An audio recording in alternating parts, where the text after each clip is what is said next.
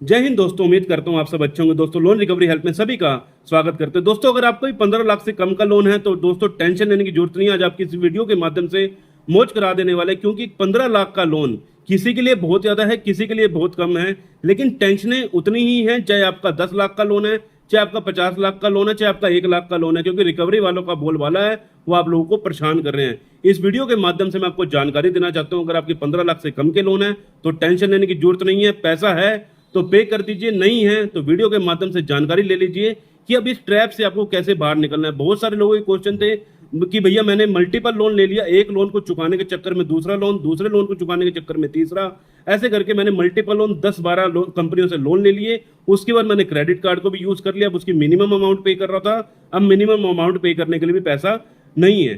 तो दोस्तों इस वीडियो के माध्यम से जानकारी ले लीजिए। अगर आप हमारे चैनल पर पहली बार आए तो चैनल को सब्सक्राइब करने के साथ साथ वीडियो को एक लाइक कर देना और शेयर कर रहा हूं उन तमाम लोगों को जो इस समय लोन की किस्त ना भर पाने की वजह से परेशान है। और दोस्तों कमेंट में अपने शहर का नाम और कंपनी का नाम लिख दीजिएगा, ताकि हम आपको बता सके आपके शहर में रिकवरी वाले आ सकते हैं या नहीं आ सकते, क्योंकि रिकवरी वालों का बोलबाला है वो आपको परेशान कर रहे हैं, तंग कर रहे हैं, प्रेशर क्रिएट कर रहे हैं कि लोन की किस्त नहीं भरोगे तो ये कर देंगे वो कर देंगे। तो कमेंट के माध्यम से आप हमसे जानकारी ले सकते हैं। और दोस्तों हम लोग रोजाना अपने चैनल पर लाइव स्ट्रीमिंग भी करते हैं। लाइव स्ट्रीमिंग के माध्यम से जुड़ने के लिए बेल नोटिफिकेशन ऑन कर लीजिएगा, ताकि जैसे हम लाइव पर हैं आप तक नोटिफिकेशन पहुंच जाए, हमसे संपर्क कर सके। और मैं अपना नंबर आपको स्क्रीन के ऊपर शो कर दूं, किसी भाई की कोई पर्सनल क्वेरी होगी तो कॉल बुकिंग के माध्यम से जुड़ सकते हैं। दोस्तों ये अनसिक्योर्ड लोन, जो 15 लाख के लोन के बारे में बातचीत की जा रही है, वो लोन कौन से हैं? अनसिक्योर्ड लोन जो कि आपने अपने सिविल के बेस पर लोन लिए। सिविल कैसे? अगर आपका सिविल अच्छा था तो आपको लोन की पूर्ति की जा रही थी बैंक कंपनियों के द्वारा। आप लोगों को इंस्टेंट लोन मिलता है। अगर आपने किसी ऐप पर सिर्फ और सिर्फ 2 मिनट का एक सर्वे होता है वो कंप्लीट किया, आपके अकाउंट में सिविल के माध्यम से पैसा आ जाना। ठीक है, तो ये सब अनसिक्योर्ड लोन होते हैं जिसका सिर्फ और सिर्फ सिविल से मतलब रहता है। इसमें ना ही किसी प्रकार का कोई केस, ना ही आपका केस डीआरटी में जाता है, ना ही आपके ऊपर किसी प्रकार की केस की पुष्टि की जाती है, ना ही किसी प्रकार की कोई दिक्कत प्रॉब्लम आती है। दिक्कत प्रॉब्लम जरूर आती है अगर आप समझ जाएंगे इसका क्या रूल है, रूल रेगुलेशन क्या चलते हैं, इससे कैसे बाहर निकलना है। इस वीडियो के माध्यम से स्टेप बाय स्टेप समझना, ताकि आपके मन में जो भी डाउट चल रहा है सारा का सारा क्लियर हो जाए। हमेशा एक ही बात बोलते हैं, पैसा है तो पे कर दीजिए, नहीं है तो वेट कर लीजिए, थोड़ा सा समय लीजिए, ताकि आपके पास जब पैसा हो या सेटलमेंट कीजिए या फोरक्लोज कीजिए। यही कुछ रहता है, लेकिन आप लोगों को अभी भी पूरी तरह से नॉलेज नहीं है। अगर आप हमारे पुराने सब्सक्राइबर हैं या नए सब्सक्राइबर हैं, सभी के लिए वीडियो जरूरी है। दोस्तों 15 लाख का अमाउंट क्या कहता है? 15 लाख का अमाउंट अगर आपके मल्टीपल लोन है, आपका केस कभी भी डीआरटी में नहीं जाता। डीआरटी का मतलब जो ये बैंक कंपनियां के रिकवरी एजेंट आपको बोलते हैं, अगर आपने लोन नहीं भरा तो हम आपके घर की जब्ती कर देंगे, हम आपके घर का आर्बिट्रेशन अवार्ड पास करके हम आपका सामान ले जाएंगे, तमाम तरीके से आपको बोला जाता है। तो ये सब चीजें इसमें नहीं होती। 20 लाख से ऊपर लोन होता है उसमें डीआरटी लागू की जाती है। 15 लाख से कम लोन के ऊपर डीआरटी नहीं होती, जिसको डेब्ट रिकवरी टर्मिनल बोला जाता है। आपका जो केस है डीआरटी में चला जाता है। डीआरटी के बाद दिक्कत परेशानियां बढ़ जाती हैं, लेकिन इस वीडियो में मैं आपको 15 लाख से कम के बारे में बता रहा हूं, क्योंकि टेंशन है आप लोगों को बहुत ज्यादा रिकवरी वालों की। मेन है रिकवरी वालों की, दूसरा केसेस की, लीगल नोटिस की और तमाम तरीके की सेटलमेंट की। सबसे ज्यादा आपको परेशान करती है लोन की रिकवरी एजेंसियां। रिकवरी एजेंसियां कैसी होती हैं? रिकवरी एजेंसियां आपको बता देते हैं कैसे कैसे आपको टॉर्चर करती हैं। रिकवरी एजेंसियों का काम क्या है? एक कंपनी है एबीसी। एबीसी कंपनी ने आपका सारा का सारा डाटा एक थर्ड पार्टी को आपका जो है डाटा रेफर कर दिया कि भैया ये बंदा पैसे नहीं दे रहा, अब इसको आपने पैसा निकालना है इससे। अब कैसे निकालना है? उनको चाहे टॉर्चर करो, फोन कॉल करो, जो भी मर्जी करो, लेकिन ये आरबीआई की गाइडलाइन के बिल्कुल खिलाफ है कि आपको टॉर्चर किया जा रहा है। टॉर्चर हो रहे हो, आप डर रहे हो, इसलिए वो आपको डरा रहे हैं। मेन बात आप समझने की कोशिश कीजिए, जितना आप डरते हो उतना ये लोन कंपनी आपको डराती हैं, आपको खींचती चली जाएंगी। आपको एक दिमाग में एक ऐसी टेंशन दे देंगी कि आप ना करते पैसे नहीं भी होंगे, या तो आप अपना गोल्ड बेचकर पैसा देंगे, अपना मोबाइल बेचकर पैसा देंगे, अपनी गाड़ी बेचकर पैसा देंगे। तमाम तरीके से आपको एक प्रेशराइज करके पैसा निकालने की डिमांड कर रहे हैं। अब पैसा नहीं है तो क्या करेंगे लोग? हर व्यक्ति अपने आप को टेंशन से खत्म करना चाहता है। अब टेंशनें कैसे खत्म होंगी? सबसे पहले आप बैंक जो ये लोन कंपनी के रिकवरी एजेंट हैं उनकी फोन कॉल को बिल्कुल भी मत उठाइए, क्योंकि फोन कॉल के माध्यम से आपको सबसे ज्यादा प्रेशराइज किया जाता है। जितने ज्यादा प्रेशराइज, क्योंकि एक दिन में इनकी एक कॉल नहीं 100 कॉल से भी ज्यादा 200 कॉल भी आ जाती है। अगर आपके मल्टीपल लोन है, अगर एक कंपनी आपको 200 कॉल कर रही है, अगर 10 कंपनी है तो 2000 कॉल दिन की हो जाएंगी। आप एक फोन उठाएंगे नहीं, दूसरा फोन पीछे से बज रहा होगा, एंगेज जा रहा होगा, तो तमाम तरीके से सब एक्टिविटीज होती हैं। आप अपना फोन बंद कर दीजिए, टेंशन मुक्त हो जाइए। टेंशन यही है कि वो फोन सबसे ज्यादा करते हैं। अब फोन नहीं उठाएंगे तो दिक्कत परेशानी किसी भी प्रकार की नहीं होगी। अब अधिकतर कंपनी के रिकवरी एजेंट आपके घर पे आना शुरू कर देते हैं आफ्टर ये 21 डेज, कई कंपनियों के 15 दिन में, कई कंपनियों के 14 दिन में, कई कंपनियों के 7 दिन के बाद भी रिकवरी एजेंट आना शुरू कर देते हैं। कोई ऐसी ऐसी नामी कंपनी है रिकवरी एजेंट नहीं भेजती हैं, जो कि सिर्फ और सिर्फ आपको फोन कॉल से परेशान करती हैं, लेकिन बहुत अच्छे नाम की कंपनियां आप देख सकते हैं, जिसके आपको रिव्यू के माध्यम से पता चल जाएगा कि अच्छी कंपनियां कौन सी हैं, जो आपको अच्छे बेस पर लोन भी दे रही हैं, आपको रिकवरी एजेंट परेशान भी नहीं कर रहे। तमाम तरीके से बहुत सारी कंपनियां हैं, तो अब इसका गूगल पर रिव्यू ले लीजिएगा। हर कंपनी का एक अलग अलग स्टैंडर्ड मेंटेन रहता है। अब जो भी कंपनी आपको जो परेशान कर रही है फोन कॉल के माध्यम से, उनके फोन मत ही उठाइए। और जो आपके साथ दिक्कत परेशानी बन रही है रिकवरी एजेंटों की, रिकवरी एजेंट आपके घर पे कब आते हैं? सिर्फ और सिर्फ आपके घर पे रिकवरी एजेंट मनमाने तरीके से पैसा वसूली करने के लिए 7 दिन से लेकर 21 दिन के बाद कभी भी आ जाते हैं। और ये सब कुछ रिकवरी एजेंटों को जो बोलबाला चलता है 92 दिनों तक चलता है आपके घर पे आने का। होम विजिट का जो मेन मुद्दा है 92 दिन का चलता है। 92 दिनों में इनको कैसे ना कैसे करके अपना पैसा वसूल करना है लोन कंपनियों को। अगर आप पैसा नहीं देंगे तो लोन कंपनियों के जो ये रिकवरी एजेंट है वो उनको कमीशन नहीं मिलेगी। मेन बात है कमीशन के ऊपर, ये लोग कमीशन खोर हैं, कमीशन खाते हैं। अगर आप पैसा नहीं देंगे, आपको जितना हो सकता है मानसिक प्रताड़ना देकर पैसा निकालने की कोशिश करना। अगर पैसा है तो दे दीजिए पहले ही, लेकिन रिकवरी एजेंटों के चक्करों में पड़े नहीं, उनको दे दीजिए। अपना सिविल भी आपका ठीक रहेगा, पेमेंट भी टाइम टू टाइम जारी, आपको आगे फ्यूचर में भी लोन मिलेगा। लेकिन जब आपको फ्यूचर में लोन नहीं लेना, आप चाहते हो कि मैं भैया बिल्कुल कट ऑफ होना चाहता हूं, मेरे को सिविल से भी कोई मतलब नहीं है, मैं पहले प्रेशराइज बहुत हुआ पड़ा हूं, तभी ये स्टेप लीजिएगा। क्योंकि स्टेप तभी लिया जाता है जब आपको लगे कि मेरी फाइनेंशियल अब स्थिति बिल्कुल डाउन हो चुकी है, फ्यूचर में मुझे लोन नहीं चाहिए। क्योंकि फ्यूचर में लोन अगर आपको चाहिए तो सेटलमेंट नहीं होनी चाहिए, नहीं आपका अकाउंट एनपीए होना चाहिए, नहीं आपका अकाउंट राइट ऑफ होना चाहिए। अगर आपका अकाउंट एनपीए या राइट ऑफ हो जाता है, फ्यूचर में लोन लेने में बहुत ज्यादा कठिनाइयां होती हैं, और सेटलमेंट हो जाने के बाद तो फ्यूचर में कभी लोन ही नहीं मिलता। तो ये सब कठिनाइयां होती हैं अगर आप लोन सेटलमेंट करवा लेते हैं। लेकिन अब इससे बचने के तरीके क्या हैं? अगर रिकवरी एजेंट घर पर आ रहा है, आप कंपनी को सबसे पहले एक लीगल प्रायर नोटिस भिजवा दीजिए। लीगल प्रायर नोटिस क्या वर्क करता है मैं आपको समझा देता हूं। लीगल प्रायर नोटिस होता है एक्सटेंशन कंपनी को एक वकील के माध्यम से एक्सटेंशन लेटर भेजना।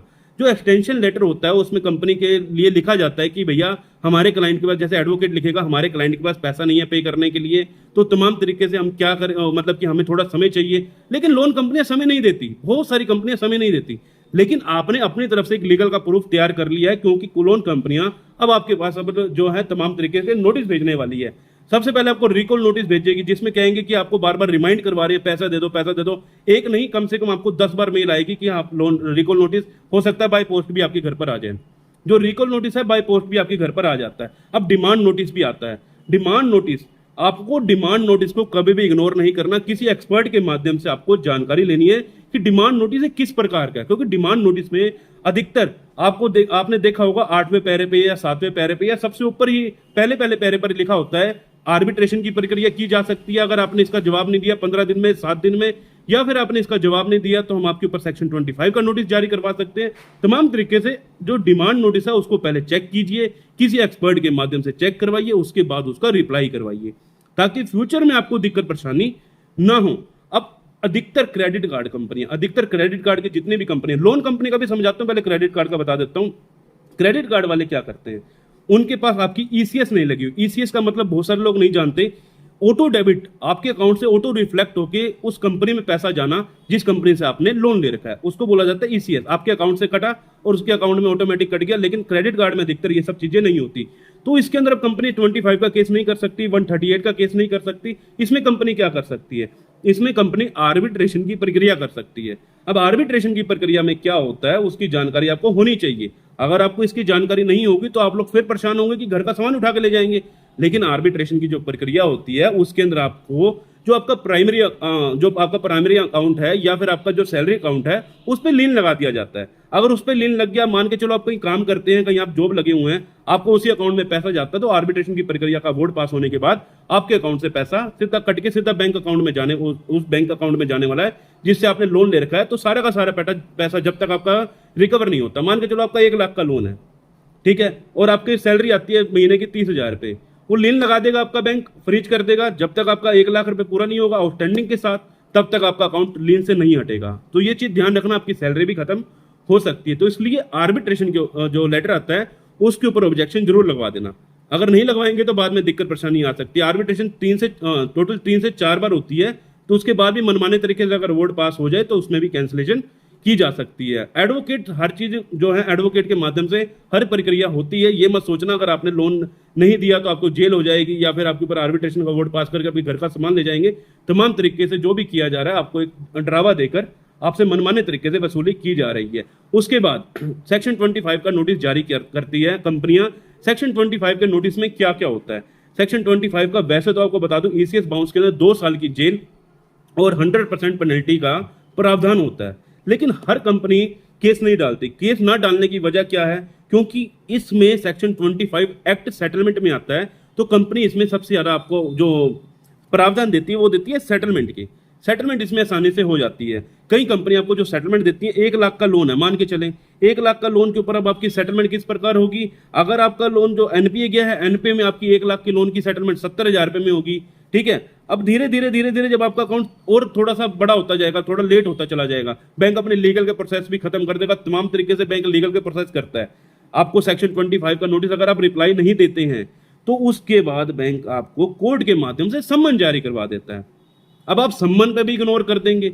सम्मन को इग्नोर कभी मत करना दोस्तों। अगर आप सम्मन को इग्नोर कर दोगे फिर आप ये मत कहना कि मेरे साथ ये क्या हो गया, क्योंकि सम्मन को इग्नोर करने पर वो वारंट इशू हो जाएंगे। वारंट पकड़ाने के लिए पुलिस वाले आएंगे, फिर आपकी गिरफ्तारी हो सकती है जिसमें 14 दिन की जेल हो सकती है। तो दोस्तों इस चीज में आपको हमेशा ध्यान रखना है। अगर आपके पास कोई नोटिस आ रहा है, किसी एक्सपर्ट के माध्यम से जरूर जानकारी ले लीजिए। लोन चाहे आपका जितने का मर्जी है, चाहे आपका 50 लाख का भी लोन है, चाहे आपका 1 करोड़ का भी लोन है, होने वाला यही है। जिसमें आपका मल्टीपल लोन में अगर है, हर कंपनी अपने अपने हिसाब से चलती है, अलग अलग रूल फॉलो करती है, तो तमाम तरीके से जो दिक्कत परेशानियां चलती हैं, इसी प्रकार की दिक्कत परेशानियां चलती रहती हैं। अगर आपको सम्मन रिलीज करती है कोर्ट के माध्यम से, अगर आप नहीं जा रहे हैं तो आपकी दिक्कत परेशानी बढ़ जाती है। तो दोस्तों इसमें आपको किसी एक्सपर्ट के माध्यम से, किसी एडवोकेट से आपको संपर्क करना चाहिए कि भैया मेरे साथ ये दिक्कत आ चुकी है, मुझे क्या करना चाहिए। एक अच्छा एडवोकेट जो आपको लोन की संबंधित सारी जानकारी रखता होगा, उसी से आप संपर्क कीजिएगा ताकि आपको दिक्कत परेशानी ना आए। नहीं तो आप हमारे पास संपर्क कर सकते हैं, हमारा नंबर आपको स्क्रीन के ऊपर दिख रहा होगा। और दोस्तों मैं आपको एक जानकारी और देना चाहता हूं, इसमें जो सेटलमेंट के प्रावधान दिए जाते हैं, सेटलमेंट के जो प्रावधान है एनपीए के बाद आने शुरू हो जाते हैं। एनपीए के बाद सेटलमेंट किस प्रकार होती है? एनपीए कब होता है? आपका 92 दिनों के बाद। हर बैंक 92 दिनों के बाद आपका अकाउंट एनपीए नहीं करती, क्योंकि शेयर मार्केट में रजिस्टर्ड होती है सारी कंपनियां। अगर शेयर मार्केट डाउन इनकी चलेगी, ज्यादा से ज्यादा एनपीए हो गया तो इनका सीधा धड़ाम से गिरेगा इनका शेयर, तो इस वजह से एनपीए नहीं करती हैं कंपनियां। वो सीधा आपका अकाउंट राइट ऑफ कर देती हैं, 8वें 9वें महीने में राइट ऑफ डाल देती हैं। तो जो एनपीए के बाद आपको कई कंपनियां जो है एनपीए डाल देती है, रेपुटेटेड कंपनियां होती हैं वो डाल देती हैं। उसके बाद क्या होता है? बैंक फिर लीगल के प्रोसेस शुरू करता है। लेकिन एनपीए के बाद अगर आप सेटलमेंट लेते हो 1 लाख के लोन की, 60,000 में भी नहीं होगी आपकी 70-80 हजार रुपए में सेटलमेंट होने वाली है। अगर आप थोड़ा और वेट कर लीजिए, क्योंकि आप परेशान तो पहले ही थे, आप परेशान तो पहले ही हो रखे थे, भैया मैं क्या करूं, कैसे करूं, मैं कैसे बाहर निकलूं। जब आपने 6 महीने भी निकाल दिया, 7 महीने में निकाल दिया, राइट ऑफ तक क्यों नहीं रुकते?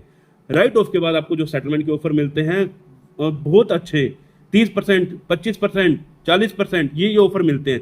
लेकिन कुछ कंपनियां आपको पूरा पैसा लेती हैं, ज्यादा से ज्यादा आपका जो ऊपर आउटस्टैंडिंग है वो क्लियर कर देती है। बहुत सारी कंपनियां हैं, वो एक एक्सपर्ट आपको बता देगा कि भैया कौन सी कंपनी आपको पूरा लोन लेती है या कौन सी कंपनी सेटलमेंट करती है, कौन सी कंपनी केस करती है, कौन सी कंपनी आपको दिक्कत परेशानी दे सकती है। तो ये सब चीजें अगर आपको नहीं पता, किसी एक्सपर्ट के माध्यम से जुड़ जाइएगा, क्योंकि इस टाइम में बहुत ज्यादा बोलबाला चल रहा है, बहुत ज्यादा लोग परेशान हैं। कई लोग अपनी आत्मलीला समाप्त कर रहे हैं, कई लोगों के दिमाग की नसें फट रही हैं, बहुत से लोग हैं घर से भाग रहे हैं, बहुत से लोगों के साथ परेशानियां बन रही है। परेशान मत हो।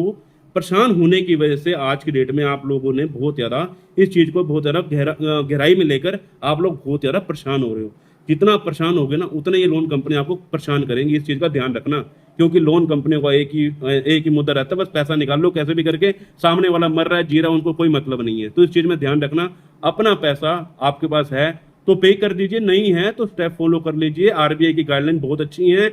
आरबीआई हमेशा जो डिफॉल्टर्स है उनके हित में रहती है, क्योंकि आज की डेट में लोन डिफॉल्टर की संख्या बढ़ती जा रही है, क्योंकि लोन कंपनियां लोन बहुत ज्यादा बांट रही हैं। तो इस चीज में आपको टेंशन नहीं लेनी। टेंशन जो व्यक्ति लेता है, घर का सामान भी बिक जाता है, हर तरीके से टेंशनें बढ़ जाती हैं। आज आपकी स्थिति खराब है, आने वाले 4 साल 5 साल बाद आप राजा होगे कहीं के।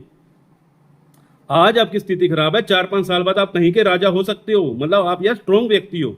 अगर आप डर रहे हो तो डरो मत, सिर्फ आपके मन में जो भय है, भय निकालो। जितना आप डरते हो ना, बस यही आपको मैं बताने की कोशिश कर रहा हूं, जितना आप डरते हो ये डराते चले जाएंगे आपको। स्टेप फॉलो करो, नोटिस का रिप्लाई करो, लास्ट में सेटलमेंट लो, फोरक्लोज करेंगे तो फ्यूचर में लोन मिल जाएगा, सेटलमेंट करेंगे तो फ्यूचर में लोन नहीं मिलेगा। इससे ज्यादा कुछ नहीं है। सिविल का मैटर है, सारा सिविल का मैटर है। सिविल आपका 800 था, आपको लोन मिल रहा था, आज आपका सिविल 300 हो गया, कोई कंपनी आपको लोन की आपको पूछ भी नहीं रही है। तो इस चीज में आपको समझना चाहिए। मिलते हैं किसी और इन्फॉर्मेटिव वीडियो के साथ। अगर आपको जानकारी अच्छी लगे तो लाइक कर देना। मिलते हैं किसी और इन्फॉर्मेटिव वीडियो के साथ। जय हिंद, जय भारत।